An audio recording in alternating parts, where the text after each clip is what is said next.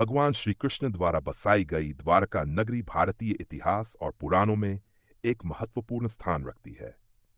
ये नगरी गुजरात के सौराष्ट्र क्षेत्र में स्थित थी। समुद्र में डूब जाने के कारण इसे जलमग्न नगरी के रूप में भी जाना जाता है।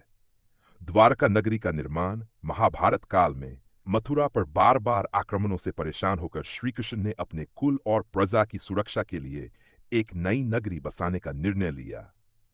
उन्होंने समुद्र देवता से भूमि प्राप्त की और देवताओं के शिल्पकार विश्वकर्मा ने मात्र 2 दिनों में भव्य द्वारका नगरी का निर्माण किया। ये नगरी 14 योजन लगभग 116 किलोमीटर में फैली हुई थी और इसे सुवर्ण द्वारका कहा जाता था, क्योंकि इसके महल हीरे, सोने और अन्य रत्नों से जड़े हुए थे। द्वारका का जलमग्न होना पौराणिक कथाओं के अनुसार महाभारत युद्ध के बाद गांधारी ने श्री कृष्ण को शाप दिया था कि उनके वंश का नाश हो जाएगा। इसके परिणाम स्वरूप यदुवंश का विनाश हुआ और श्री कृष्ण के वैकुंठ गमन के बाद द्वारका नगरी समुद्र में समा गई। द्वारका की खोज और वैज्ञानिक प्रमाण 20वीं सदी में भारतीय पुरातत्व सर्वेक्षण ASI और अन्य संस्थाओं ने समुद्र के भीतर द्वारका नगरी के अवशेष खोजने के लिए अभियान चलाए। 1979 में प्रोफेसर SR राव के नेतृत्व में समुद्र में 62 मीटर लंबी दीवार और अन्य संरचनाएं खोजी गईं। इनमें बर्तन, सिक्के और इमारतों के अवशेष शामिल थे, जो 2000 ईसा पूर्व के माने जाते हैं।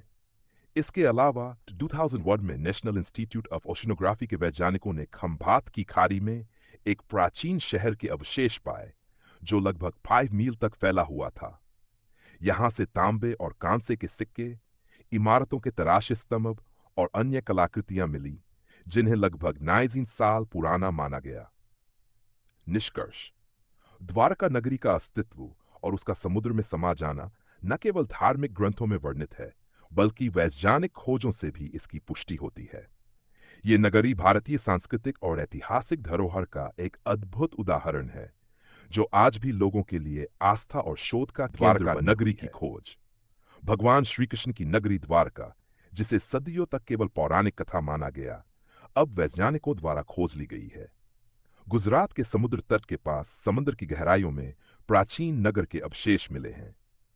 समुद्र के नीचे मिले इन खंडहरों में महलों, सड़कों और मंदिरों के चिन्ह पाए गए हैं, जो महाभारत में वर्णित द्वारका से मेल खाते हैं।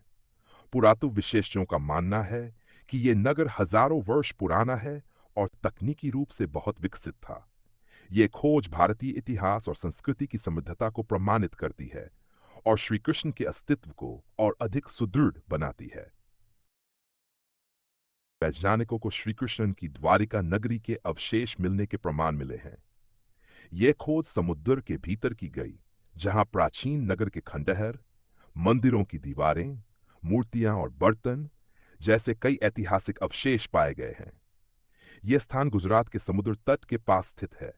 पुरातत्वविदों के अनुसार यह सभ्यता लगभग 5000 साल पुरानी हो सकती है, जो महाभारत काल की ओर इशारा करती है। इस खोज से द्वारिका नगरी की ऐतिहासिक